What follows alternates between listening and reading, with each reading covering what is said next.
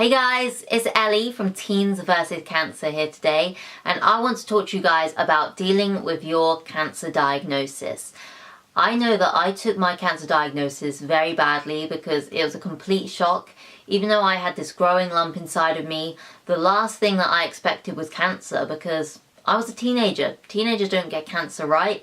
It just completely turned my life upside down, and I know for a fair few months afterwards I would just have to pinch myself and think, wow, I'm actually a cancer patient. So it just shows how fast paced things go, because you kind of have to stop for a minute and realize that, wow, you kind of have to take in what's happened to you.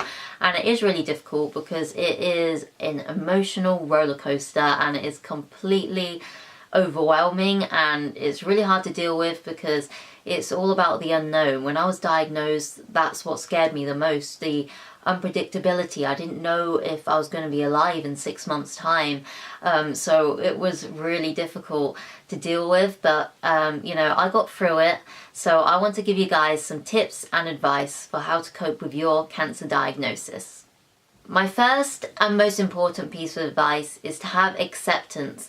When you're diagnosed with cancer, it's completely understandable to feel denial and resentment. I sure did.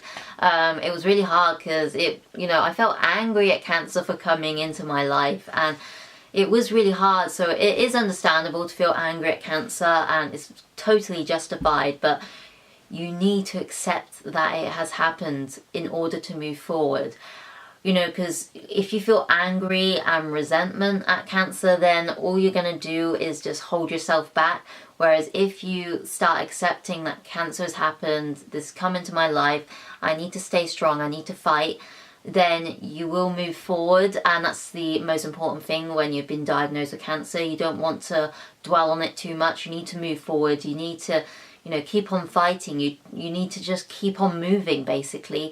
You need to keep moving forward to get back to some type of positivity and that light at the end of the tunnel. So that's the most important thing that you can do, because if you feel resentful and angry, then that's just going to get you really down. Another important piece of advice for dealing with your diagnosis is to be as positive as possible. Obviously, when you're first diagnosed, for most people, the first thing that comes into your mind is, am I going to die? But, you need to realize that having those negative thoughts, it is justified because you are going through cancer. It's a very negative thing, but you need to keep as positive as possible, because that's the only way that you can instill that confidence and belief in yourself so that you can move forward with your journey and stay strong, because positivity is the absolute key. Because if you're not positive, then you're not going to have that hope that will drive you forward and give you that fiery determination that you need to fight. So positivity is the best thing, because if you feel down and depressed, then that's going to make your diagnosis even worse and more traumatic. Another important piece of advice is to have a good support network. When I was diagnosed with cancer, I got my mum to call my aunties, my uncles, my grandparents, my friends, everyone I knew straight away, because I wanted people to know. I wanted people to be there for me, to visit me, because I knew from the beginning that I wasn't going to be able to do this alone. So it's really important that you establish that really good support network early on, because they can help you so much. When I had visitors round, it just helped me so much through my diagnosis, because it kept my mind off things, and knowing that there were people there that were rooting for me really helped me out so much. And having my parents and my siblings as well, they were absolutely amazing, and they helped me so much through the journey, because I knew that whatever I needed they would do for me, and they had unconditional love for me. So it does really help you get through your diagnosis. Another important piece of advice is to know that it isn't over. Whilst there are a lot of cancers that are deadly, there are a lot of cancers that are not, and that are fairly curable. A lot of cancers now are curable.